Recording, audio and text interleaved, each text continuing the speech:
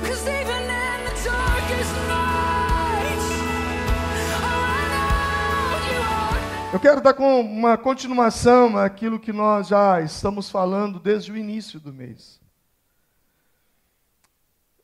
No primeiro domingo desse mês, eu falei sobre criptonita. Para quem não estava aqui, a criptonita, ela era muito vista, muito falada, e nós tomamos conhecimento dessa pedra, se assim eu posso chamar, no filme do Super-Homem. E ali eu falava sobre o Super-Homem muito forte. Super-Homem, um poder incrível, poderes sobrenaturais, uma força, uma capacidade, um discernimento, uma visão aguçada, algo incrível. Mas ele vencia exércitos, ele vencia o crime. Eu falava sobre a semelhança do Super-Homem com o servo e a serva de Deus. O Super-Homem lutava contra o mal, o servo e a serva de Deus também lutam contra o mal. O Super-Homem, ele tem um poder sobrenatural. O homem e a mulher de Deus também têm um poder sobrenatural. Tem a manifestação dos dons espirituais na vida. Porém, o Super-Homem, quando, uma vez próximo da criptonita, ele perdia suas forças. Ele se tornava fraco e vulnerável. E se tornava mais fraco ainda do que uma pessoa comum, do que um homem normal, do que uma pessoa natural. Ele se tornava muito fraco, mas muito fraco. Tal qual a criptonita era para o Super-Homem, tal qual o pecado também é para a nossa vida. A nossa criptonita espiritual é o pecado, que mina as nossas forças, que rouba a nossa força, que tira o nosso foco, que rouba o nosso poder de percepção, que rouba o nosso poder de discernimento e que nos faz ser mais fracos do que as pessoas que estão lá fora, que vivem sem Deus. Quando alguém me procura para um aconselhamento, para uma conversa, e geralmente eu percebo que o centro de tudo é a vida espiritual, e a bem da verdade, a vida espiritual é o centro de tudo. Eu tento ilustrar a vida de uma pessoa com um trem de ferro. Um trem que tem a locomotiva que puxa dezenas de vagões, vagões extremamente pesados e carregados. A locomotiva precisa ser forte. Mas uma vez que a locomotiva sai da linha, os vagões também vão atrás. E os vagões que são puxados pela locomotiva, eles também vêm a sair, descarrilhar e sai da linha. E assim eu começo a ilustrar o seguinte, que a nossa vida espiritual é de onde emana toda a nossa força. É onde nós temos todo o poder e força para suportar, para vencer as intempéries da vida, as circunstâncias que se apresentam, as lutas que virão nessa segunda-feira, os desafios que surgirão, os quais você não conta, não espera, algo que foge daquilo que você programou. O centro da sua força é a sua vida espiritual. Sua vida espiritual é a sua locomotiva. Através da sua força espiritual, você consegue arrastar os vagões da vida. O vagão da vida financeira, o vagão da vida profissional, o vagão da vida sentimental, o vagão da vida familiar, o vagão da vida física, o vagão da vida emocional, o vagão da vida relacional. Essa locomotiva chamada vida espiritual é que puxa tudo. Mas quando essa locomotiva sai da linha, a tendência é que os vagões vá atrás, que eles venham atrás da locomotiva, e eles venham fugir da linha. E quando a locomotiva espiritual sai, ou ela enfraquece, não tem força para puxar os vagões, ou ela sai da linha, puxando o vagão da vida profissional, puxando o vagão da vida sentimental, puxando o vagão do casamento. A nossa tendência é de tentar colocar os vagões na linha. E aí eu coloco o vagão da vida profissional. E como eu me esforço para isso? Porém, quando eu consigo colocar o vagão da vida profissional, o vagão da vida emocional sai. E eu me esforço para colocar o vagão da vida emocional, o vagão da vida familiar sai. E assim sucessivamente os vagões vão saindo. Ao passo que a estratégia correta não é colocar os vagões na linha. A estratégia correta é colocar a locomotiva na linha. Porque se a locomotiva volta para a linha, ela tem força para puxar os vagões. Mateus 6,33, Jesus disse: buscar em primeiro lugar o reino de Deus e a sua justiça. E aí, as demais coisas serão acrescentadas. Em outras palavras, coloque a locomotiva na linha e os demais vagões virão atrás. É justamente isso que eu e você precisamos entender, é isso que eu e você precisamos ter discernimento. Antes de pensar em consertar a nossa vida material e as coisas que estão fora de ordem na nossa vida, nós devemos nos preocupar, primeiro, com a vida espiritual. E quando eu falo da vida espiritual, eu não falo do culto que você participa, eu não falo da célula que você frequenta. Isso são coisas superficiais, embora necessárias. Mas eu falo do cerne, eu falo do tronco, eu falo da raiz, eu vou numa estrutura mais profunda, eu falo do seu relacionamento com Deus. Daquela vida de intimidade que Jesus falou lá em Mateus 6. Fecha, entra para o teu aposento, para o teu quarto, e fecha a porta e fala ao teu pai que está em oculto. É dessa vida que eu me refiro, da sua vida de comunhão com Deus. Porque vir ao culto é fácil. E pode representar e não representar. Pode se esconder atrás de uma camada de religiosidade. Mas aquela sua vida lá no seu quarto, aquela sua vida lá naquele cômodo que você separou, no seu quarto de guerra. É essa vida que eu pergunto como ela está. Porque ela é que vai arrastar as demais coisas. Interessante que nesse texto Jesus diz assim: aquele que busca o Pai em secreto, o Pai o recompensará publicamente. O que eu faço em secreto, o Pai me recompensa publicamente. Isso me faz lembrar a vida de um atleta. Quando você vai assistir uma partida de futebol e você vê os jogadores jogando ali, o time sendo campeão, vencendo. Na verdade, a vitória não aconteceu naquele campo de futebol. A vitória aconteceu durante a semana no campo de treinamento. Aquilo ali é uma consequência. Quando você vê um lutador, quando você vê um nadador, um atleta, quando as câmeras e a mídia o projetam e ele recebe seus troféus, e recebe suas medalhas, e nós aplaudimos, falamos, ele foi o máximo. Na verdade, aquilo ali foi uma consequência de algo em que eu e você não vimos ele fazer. O advogado, que é um excelente advogado, que ganha todas as causas na justiça, na verdade, ele não ganha quando ele está diante do juiz. Ele não ganha quando ele está diante do tribunal. A causa ele ganhou no trabalho em off. Quando você levou a causa para ele e foi embora. Não pensa que ele foi dormir e apareceu no dia do julgamento? Não, no dia da sentença. Não. Ele foi preparar o julgamento. Ele foi preparar uma defesa. E nessa preparação é daí que surge a vitória. É daí que surge o vencedor. Então, o vencedor não se faz nos ringues. O vencedor não se faz nos estádios. O vencedor não se faz nas Olimpíadas. O vencedor se faz quando ninguém está vendo, quando ninguém está olhando, quando não há luzes sobre você, quando não tem foco sobre a sua vida, quando os holofotes estão direcionados para outro lado. É ali aonde você transpira, é ali aonde você se esforça.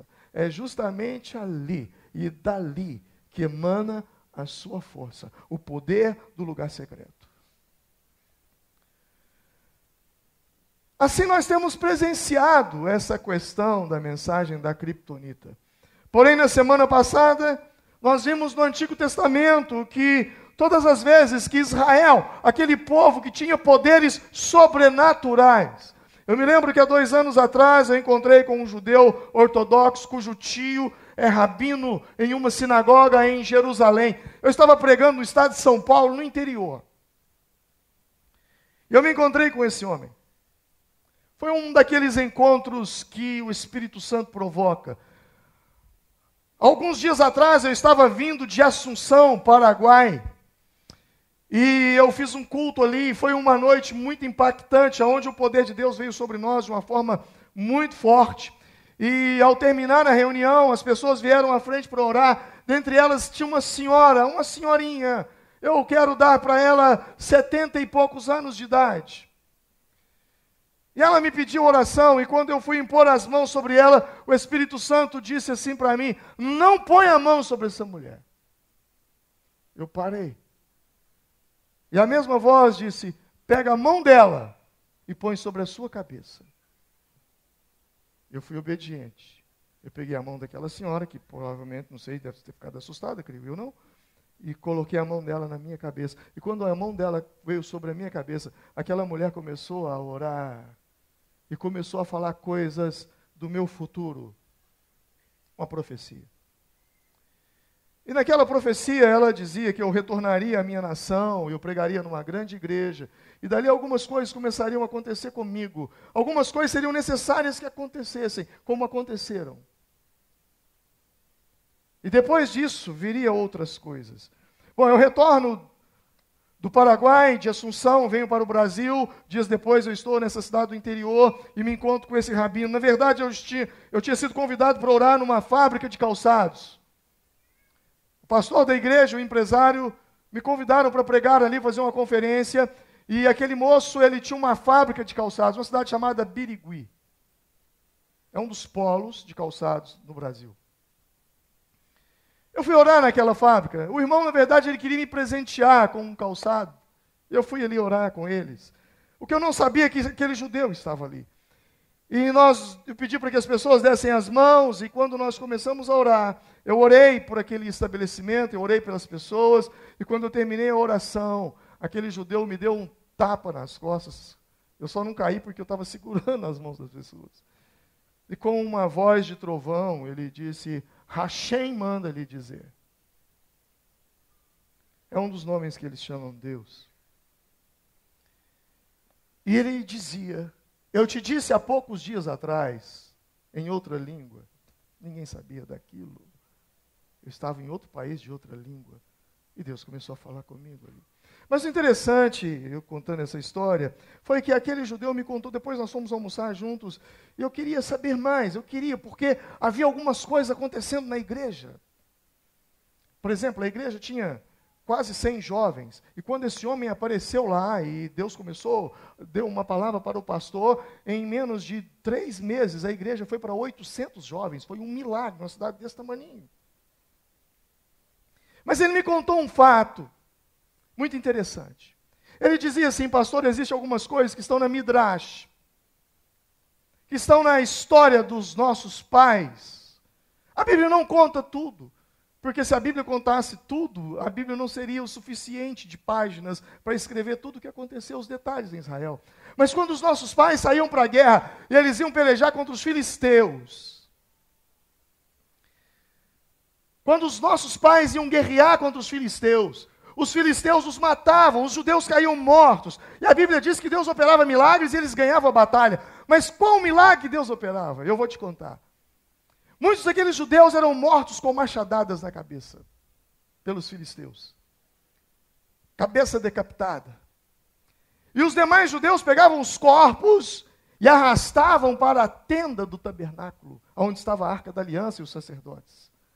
E quando eles arrastavam aquelas pessoas que foram mortas na guerra para dentro do tabernáculo, o poder de Deus vinha sobre eles. E tal qual eles estavam, com cabeça rachada, cabeça decapitada, eles se levantavam eram completamente restaurados. E eles pegavam as armas e voltavam para a guerra de novo. E os filisteus olhavam para eles e diziam assim: ei, eu te matei ontem, o que você está fazendo aqui? Você já leu na Bíblia que eles fugiam muitas vezes, os filisteus? Cara, eu te dei uma machadada na cabeça ontem, eu arranquei seu pescoço, o que você está fazendo aqui? Deus era com aquele povo, tal qual Deus é com o seu povo hoje. Mas nós vimos a semana passada que quando esse povo poderoso, esse povo que tinha o poder de Deus, povo escolhido, eleito, geração eleita por Deus, quando eles pecavam, o poder de Deus ia embora. Tal qual o poder do super-homem vai e o poder da supernação os deixava e eles não venciam mais, eles não conquistavam mais, eles se tornavam uma vergonha e eles eram derrotados. Mas todas as vezes que eles se arrependiam e eles voltavam-se para o Senhor, eles voltavam a ser fortes novamente. Ao analisar as causas, fica fácil de concluir que sempre o pecado de Israel era um só: idolatria. Diga comigo, idolatria. Diga, idolatria. Idolatria. Sabe quando nós falamos daquelas pessoas que não conhecem a Deus, nós imaginamos os ídolos, as imagens, os altares. Mas hoje eu quero falar de um outro tipo de idolatria. Eu quero falar da idolatria no meio do povo de Deus, que não se manifesta por intermédio de imagens, de altares, não, mas que se manifesta por meio de rebeldia, arrogância movida pela cobiça, pelo desejo de ter o que dá prazer, satisfação, status, aceitação, riqueza, lucro, fama, poder, luxúria e muitas outras coisas, tudo por uma postura de auto-idolatria do tipo: eu preciso ter, eu quero muito ter, eu não abro mão, é bom para mim, e se é bom para mim, não faz mal.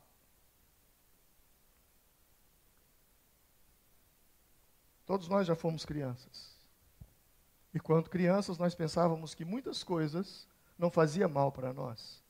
Mas os nossos pais diziam: não faça isso, isso vai te fazer mal. E nós desobedecíamos e depois pagávamos o preço.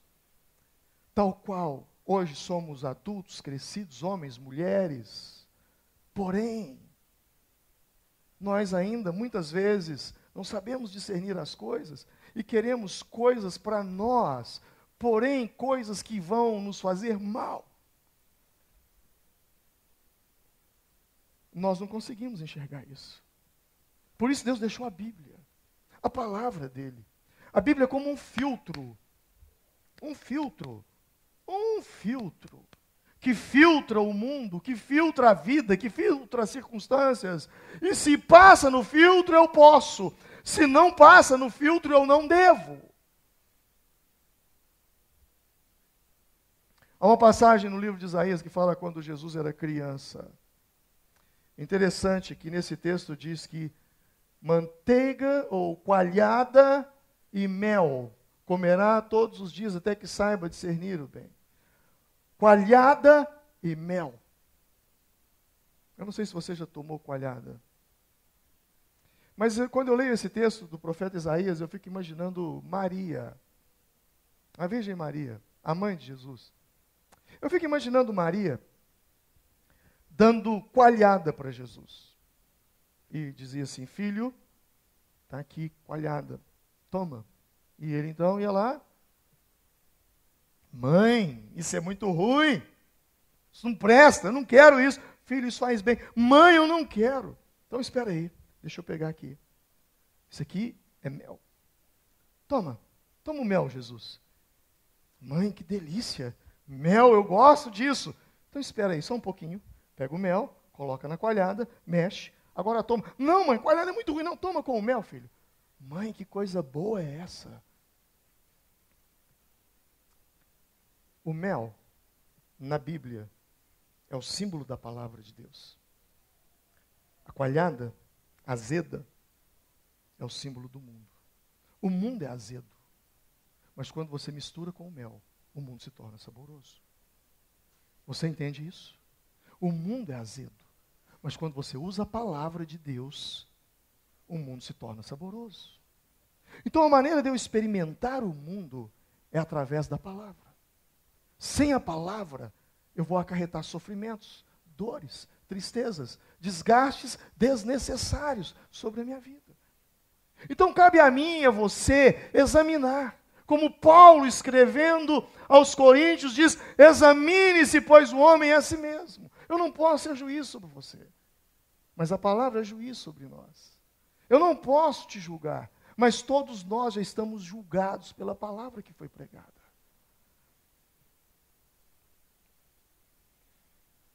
Idolatria. Idolatria ocorre quando um crente entrega-se ao pecado. Quando um crente eleva os seus desejos acima da vontade de Deus. Quando ele constrói um ídolo. Tudo é uma questão de escolha.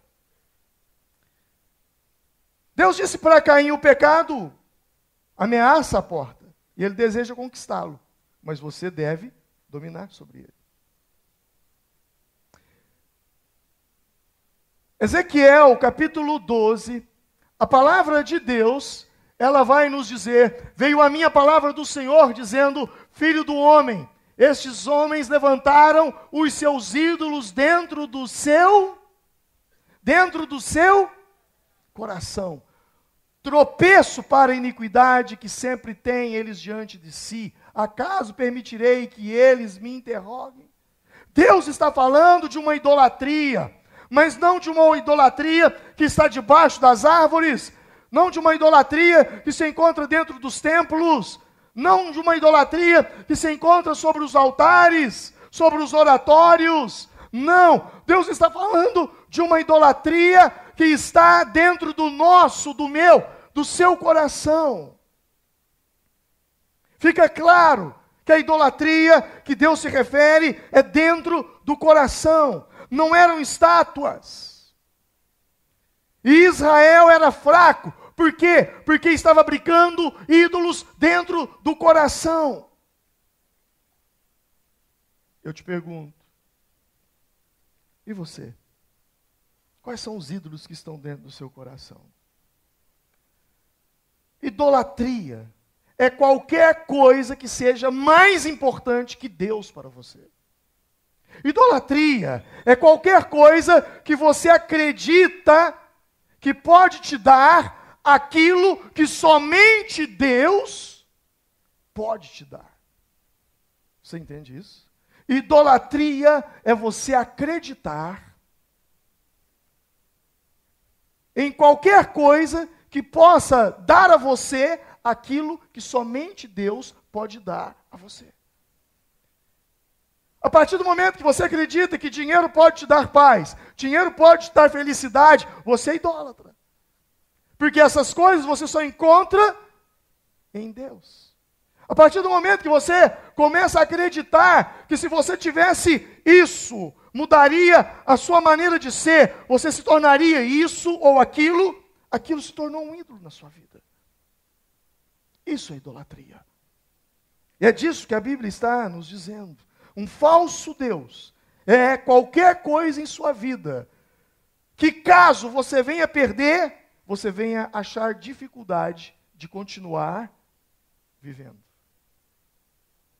Existe alguma coisa na sua vida que, se você perder hoje, você também perdeu sua vida? Se existir, isso é uma idolatria. Perdi meu emprego, eu vou me matar, eu perdi a razão de viver. Seu emprego era um ídolo. Meu casamento acabou. Meu marido foi embora. A minha vida acabou. Seu marido era um ídolo. Meu filho, perdi meu filho. Não tem mais razão de viver. Seu filho era o seu ídolo. O que eu quero que você entenda é que um ídolo é qualquer coisa em sua vida que se você vier perder, e você vier achar difícil continuar vivendo, isso é um ídolo. E quando um cristão se envolve com essa idolatria do coração, ele está sob o efeito da criptonita. E quando ele está sob o efeito da criptonita, ele se torna fraco. Há uma necessidade. A necessidade de arrependimento. O arrependimento, ele anula as forças da criptonita. Arrependimento é a matéria-prima do perdão. Do que o perdão é feito? Uma parede é feita de tijolos, de cimento, de areia e... enfim. Como se constrói perdão? Perdão se constrói com arrependimento. Arrependimento não é uma coisa opcional no reino de Deus. Arrependimento é algo obrigatório para se tornar filho de Deus. Nós não entramos em um relacionamento com Jesus a menos que não tenhamos passado por um arrependimento. Não é coincidência que as primeiras palavras de João Batista foram: arrependam-se, pois está próximo o reino de Deus. E Jesus também veio depois dizendo em Mateus 4,17, arrependam-se, o reino de Deus está próximo. E em Lucas 5,32 ele diz, eu não vim chamar os justos, mas eu vim chamar os pecadores ao arrependimento. E ele acrescentou em Lucas 13,3, se não se arrependerem, todos vocês perecerão. Arrependimento é o antídoto da criptonita. Eu posso errar, eu posso falhar, eu posso trazer a criptonita para perto de mim e as minhas forças, eu as perdê-las. Mas a partir do momento em que eu me arrependo, eu afasto a criptonita de mim e a força volta. Não tem como voltar-se para Deus sem arrependimento. A mensagem é clara, não há salvação sem arrependimento do pecado. Ninguém, mas ninguém pode se casar com Jesus enquanto ainda estiver num relacionamento com o mundo. Não tem como. Interessante que há uma palavra no grego, no Novo Testamento, que é metanoia. Metanoia. E o que é metanoia? Metanoia é arrependimento. Mas não é apenas arrependimento, porque arrependimento é mudança de mente, mudança de mentalidade. Quando você muda sua maneira de pensar, você muda sua maneira de agir. Quando você muda sua maneira de agir, você altera os resultados. Entenda isso. Todos os resultados que você tem na sua vida é por causa da maneira que você pensa. Quando você muda a sua maneira de pensar, você muda o seu comportamento. Quando você muda o seu comportamento, você muda os resultados. Quer mudança de resultado na sua vida? Mude sua maneira de pensar. Porque automaticamente você vai mudar o seu comportamento. Mas metanoia não é apenas mudança de mente, é mudança na personalidade inteira de um comportamento pecaminoso para Deus. Interessante que existe uma diferença básica. Pessoa sem arrependimento, ela diz, eu escolho o que é bom, certo ou melhor para mim. Enquanto que aquela pessoa que realmente serve a Deus, que teve uma mudança de mentalidade, ele diz, eu escolho o que Deus diz que é bom, o que Deus diz que é certo, e o que Deus diz que é melhor para mim. Eu e você precisamos entender isso. É muito interessante quando nós começamos a pensar nessas coisas. Muito interessante. A pergunta que eu te faço é, realmente, você teve um arrependimento na sua vida? Realmente você tem deixado Deus escolher? Pastor, como é que eu deixo Deus escolher, pastor? É simples, lendo a palavra de Deus. E colocando aquilo que é a Bíblia de Deus. Lembra que eu disse, a Bíblia é um filtro. Quando você filtra sobre a luz da palavra. Sabe, irmão, a criptonita espiritual Se você lançar a mão da criptonita espiritual, Deus vai continuar sendo Deus do mesmo jeito. Nada vai mudar para Ele. Mas tudo vai mudar para você. Não é pelas razões dele, é pelas suas razões. Quem vai ser destruído é você. A Bíblia é muito clara, o que se semeia, se colhe. Essa lei, ela é real. O que você faz hoje, você vai colher amanhã. Ah, pastor, mas eu conheço alguém que fez antes de ontem e até hoje não recebeu a recompensa. Eu sei. Existe uma planta que se chama rabanete. É um legume. E se você plantar hoje, daqui 18 dias você vai colhê-lo. Ele vai estar no seu prato. Mas existe uma fruta que se chama jabuticaba. Se você plantar hoje, daqui uns 15 anos você vai comer. Existem coisas que as consequências são rápidas. E existem coisas que as consequências são demoradas. E daqui 15 anos vai perguntar, o que eu fiz? Como é que isso veio sobre mim? Como? A sua memória pode ser curta, mas a jabuticaba está crescendo lá atrás. E o fruto vai vir. Então é uma questão de escolha. É uma questão de decisões. Você escolhe. Escolhas, você tem direito e poder sobre elas. Porém, consequências, você não tem direito e nem poder sobre elas. Você define as suas consequências quando você define as suas escolhas. A Bíblia nos mostra claramente sobre isso. Eu poderia usar o exemplo de Judas. Quem foi Judas? Nós só lembramos do Judas que traiu Jesus. Naquele dia em que ele pega as 30 moedas de prata e ele trai Jesus com um beijo, ele entrega Jesus aos malfeitores. Essa é a única cena que nós temos de Judas na nossa mente. Mas antes disso acontecer, Judas foi um pregador da palavra. Antes disso acontecer, Judas expulsou demônios. Judas curou enfermos. Judas foi alguém que foi extremamente usado por Deus. Judas pregou o arrependimento, mas foi para o inferno. Porque na vida, tão importante quanto começar, é como terminar. E isso eu e você precisamos estar atentos. Por isso eu e você temos que fazer das nossas escolhas algo muito sério diante de Deus e com muito temor de Deus. E uma das maneiras de nós começarmos a mudar as nossas escolhas é começar a mudar a nossa forma de orar. Porque muitas das nossas orações falam sobre nós, falam sobre pedir bênçãos, favores, capacitação. Mas quanto você tem orado pedindo a Deus para de fato que Deus dê permissão para que você conheça o coração dele, amar aquilo que ele ama e detestar aquilo que ele detesta? Pastor, e o que Deus detesta? Eu vou te dizer o que Deus detesta.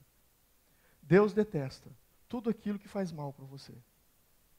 Tudo aquilo que te prejudica. Porque aquilo que Deus detesta não prejudica ele. Tal qual um pai detesta aquilo que prejudica o filho. Se o filho pratica, para o pai não vai alterar nada, mas para o filho as consequências vêm. Tal qual assim é Deus para nossas vidas. Por isso eu e você precisamos parar e pensar e repensar. E aí eu caminho para o fim te dizendo sobre duas tristezas. Quando o arrependimento vem, a tristeza também vem. Mas é interessante que em 2 Coríntios, capítulo 7, versículo 10, a Bíblia diz assim: a tristeza, segundo Deus, não produz remorso, mas sim arrependimento, que leva à salvação. E a tristeza, segundo o mundo, produz morte. Veja bem, tristeza segundo Deus, tristeza segundo o mundo. Diga comigo, tristeza segundo Deus, tristeza segundo o mundo. A tristeza segundo o mundo gera remorso. A tristeza, segundo Deus, gera arrependimento. E arrependimento e remorso não são as mesmas coisas. Arrependimento é uma coisa, remorso é outra coisa. Parece, mas não são as mesmas coisas. Hoje, quando eu falava para os líderes de manhã, eu falava com eles sobre o que deixar depois da morte. E eu falava, não confunda herança com legado. Herança é uma coisa, legado é outra coisa. As pessoas sempre perguntam, que legado você vai deixar quando você morrer? E as pessoas dizem, eu vou deixar de legado um carro, uma casa. Isso não é legado, isso é herança. Herança é aquilo que eu deixo para as pessoas. Legado é aquilo que eu deixo nas pessoas. Você entende? Herança é o carro que você deixa para o seu filho. É a casa que você deixa para a sua filha. Legado é o caráter que você deixa para o seu filho. É a honestidade que você deixa para o seu filho. É o exemplo de vida que você deixa. Isso você não deixa para ele. Você deixa nele. A marca está dentro dele. Da mesma forma, arrependimento e remorso não são as mesmas coisas. O remorso, ele gera uma autojustificativa. E um desejo de se consertar, como Judas. Pedro e Judas cometeram o mesmo erro. Ambos negaram a Jesus. Porém, Judas teve remorso, Pedro teve arrependimento. O remorso de Judas levou Judas a comprar uma corda e se enforcar. O arrependimento de Pedro levou a um choro profundo e um desejo de começar tudo de novo. Você entende isso? Deus, eu errei. Me dá uma chance. Eu quero começar tudo de novo. Eu preciso começar tudo de novo. Me dá uma nova oportunidade. As misericórdias do Senhor são as causas de eu não ser consumido. Elas se renovam amanhã, quando o sol nascer nessa segunda-feira. Que as misericórdias nasçam juntamente, Senhor. E não é só as misericórdias, mas vem a graça, que é o favor que eu e você não merecemos. E ela está aí, o ar que nós respiramos. A oportunidade que Deus nos dá. As duas tristezas, a tristeza do remorso e a tristeza do arrependimento. O remorso levou Judas à morte. O arrependimento levou Pedro à vida. E a levar vida e vida em abundância, que foi a vida de Cristo às pessoas. E ele levou. As duas tristezas envolvem lágrimas.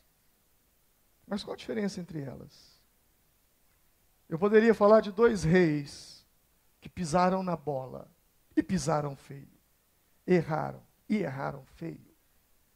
Um se chamava Saul e o seu sucessor, Davi. Ambos erraram, mas há uma diferença que fica bem caracterizado: o arrependimento e o remorso. Deus ordenou a Saul que quando ele lutasse contra os amalequitas, ele não deveria poupar ninguém. Ninguém. Mas ele poupou. Ele poupou o rei dos amalequitas. Ele o manteve vivo. Ele desobedeceu às ordens de Deus. E Deus então chamou o profeta Samuel. E o profeta foi até ele, orientado por Deus, e o confrontou severamente, dizendo: você desobedeceu a Deus. Saul tentou negar. Inventou desculpas. Não, eu não peguei nenhum gado, eu não peguei nenhum bode, nenhum cabrito, nenhum bezerro, eu não peguei nada. Daí a pouco os bichos começam a berrar lá no curral. No final, ele então admitiu que foi desobediente. Ele assumiu o erro. Ele diz: eu pequei. Mas não foi o suficiente. Não foi o suficiente porque parece que tudo está correto. Mas quando você lê o texto em Samuel, você vai ver que as palavras que Samuel disse a ele foi duras. E ele então diz para Samuel assim: por favor, Samuel, não vá embora. Me honre na frente dos meus líderes e do meu povo. Outra palavra, ele não estava preocupado com o erro que ele cometeu. Ele estava preocupado com a vergonha que ele estava passando na frente das pessoas. Uma coisa é quando eu peco e confesso o meu pecado para Deus. Outra coisa é quando eu peco e as pessoas descobrem o meu pecado. E aí, já não é mais arrependimento, é a minha cara que está desse tamanho. E aí, já não é arrependimento que eu tenho, já é remorso. E aí, eu já não estou preocupado com a perda do meu relacionamento com Deus. Eu estou preocupado com a perda das coisas que eu vou perder. Foi justamente isso que aconteceu com Saul. Saul não estava preocupado se ele entristeceu o coração de Deus. Ele estava preocupado em ser honrado diante dos líderes. Ele estava preocupado com a vergonha que ele estava passando. Por favor, Samuel, tudo bem, eu errei, falhei, mas só um detalhe, uma coisinha, Samuel. O quê? Me honra na frente de todo mundo, porque afinal de contas, eu sou o rei, olha a vergonha que eu estou passando.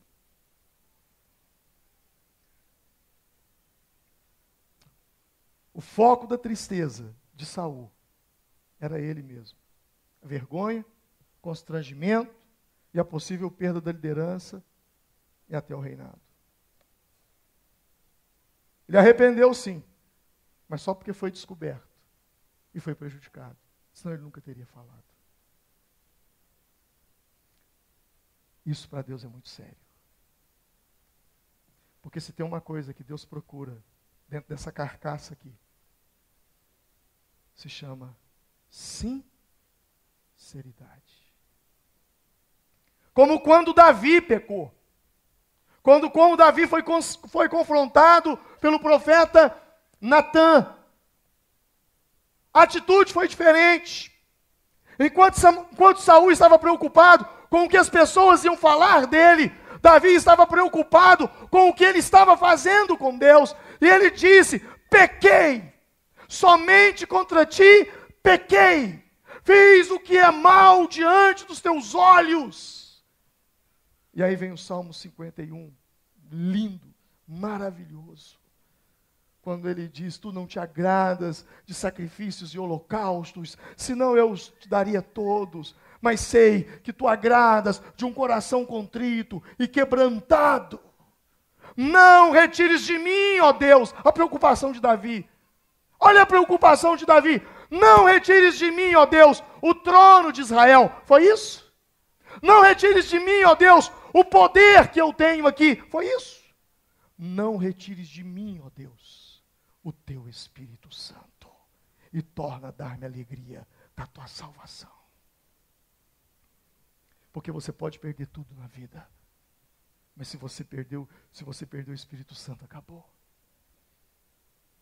O que você não pode perder é o Espírito Santo. Hebreus 6 fala sobre isso. É impossível que sejam renovados para arrependimento. Não vou entrar no mérito desse assunto, porque ele é muito complexo. Mas o que eu quero que você entenda nessas palavras é que não existe nada mais precioso na face da terra do que a sua salvação. A alegria da sua salvação. A certeza da sua salvação. Davi errou, Davi falhou, Davi foi confrontado. Mas Davi não estava nem aí, porque as pessoas iam pensar dele. Enquanto que Saul estava extremamente preocupado com o que as pessoas iam dizer dele. Então o foco do arrependimento de Saul era ele mesmo. Enquanto que o foco do arrependimento de Davi era o Senhor. O que está em jogo não são os danos materiais, não são as percas materiais. O que está em jogo é o seu relacionamento com Deus, é a sua intimidade com Deus, é a sua vida com Deus, é você estar na presença de Deus, é estar na sombra do Altíssimo, no esconderijo do Onipotente, no centro da vontade de Deus. É isso que importa. O que eu perco hoje, eu posso recuperar amanhã. E ainda que eu não recupere, problemas. Mas uma coisa, se eu perder hoje, eu não posso tê-la por perdida. É a minha paz com Deus. É a minha paz com o Espírito Santo. É saber que eu posso sair daqui e colocar a minha cabeça no travesseiro e dormir tranquilo, tanto aqui em Formiga, como em qualquer estado desse país ou qualquer país desse mundo. É essa paz. É isso que eu e você não podemos permitir que a criptonita destrua e roube a minha e a sua força. E o interessante é que quando o super-homem estava perto da criptonita, ele nem Ele só percebia que era criptonita quando ele percebia que as forças dele estavam acabando. O mesmo ocorre comigo e com você. Muitas vezes nós não percebemos que estamos sendo ludibriados, enganados. Há um vazamento em nós, a força está saindo, o poder está saindo, nós estamos caindo, mas não há um arrependimento. Nós estamos preocupados com aquilo que é físico e material, mas há algo muito mais importante que você não vê, que está dentro de você.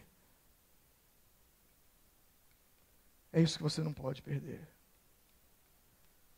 O foco da tristeza não pode ser nós mesmos. E as consequências que nós teremos de enfrentar. Mas o foco tem que ser o nosso relacionamento com Deus. E a gente entende que quando a gente entende que aquilo que a gente está fazendo está ferindo o coração de Deus. Esta é uma tristeza de Deus, que produz arrependimento, que leva à libertação. A Bíblia diz que a tristeza, segundo Deus, provoca arrependimento. Diga comigo, a tristeza, segundo Deus, provoca arrependimento. E esse arrependimento leva à salvação. Sabe, eu não falo das coisas materiais. Eu não sei como o mundo vai ficar daqui para frente. Talvez as coisas melhorem. Talvez as coisas piorem.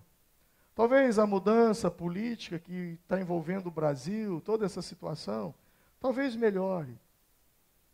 Talvez o mundo melhore. Eu não sei. Mas uma coisa eu sei. A moralidade, a espiritualidade, cada dia que passa, só entra em decadência. E as profecias dizem que vai ficar pior. Eu não espero coisas boas dos humanos, de nós humanos. Não espero. Porque na medida em que o pecado se multiplica, o amor esfria. Então cabe a mim e a você, todos os dias, parar e fazer uma reflexão de como está a sua vida. E ninguém melhor do que você para fazer isso. Ninguém. Ninguém. Sabe quando Paulo fala lá em Coríntios 11, examine-se, pois, o homem a si mesmo. Diga comigo, examine-se, pois, o homem a si mesmo. Você tem noção a que isso é comparado? Eu vou te deixar com nojo um pouquinho. Mas eu vou te dar uma explicação bem literal que se compara com aquela frase, examine-se, pois, o homem a si mesmo. Paulo está falando que cada um deve fazer um autoexame. Paulo está dizendo que cada um deve examinar-se a si mesmo. E esse examinar a si mesmo, não se assusta comigo não. Nem se escandalize. Você vai ficar com nojo um pouquinho, mas depois passa, eu te garanto. Você sabe o que ele está falando? É como quando você vai no banheiro e usa o papel higiênico. E aí você examina ele, antes de usar de novo. Não é assim? E depois você examina outra vez. E depois você examina de novo. Porque toda vez que você se limpa, você examina. É nojento. Mas é isso que ele está falando. Mesmo comportamento. É você olhar para dentro de você e ir limpando todas as fezes do pecado que te inunda, até você ficar completamente limpo. Até você olhar e falar, agora eu não preciso passar mais papel higiênico não, porque agora está limpinho, está aqui, ó. É isso. Vamos ficar em pé e vamos orar. Duro é esse discurso. Mas quem tem ouvidos para ouvir, ouça o que o Espírito diz à igreja. Feche os seus olhos.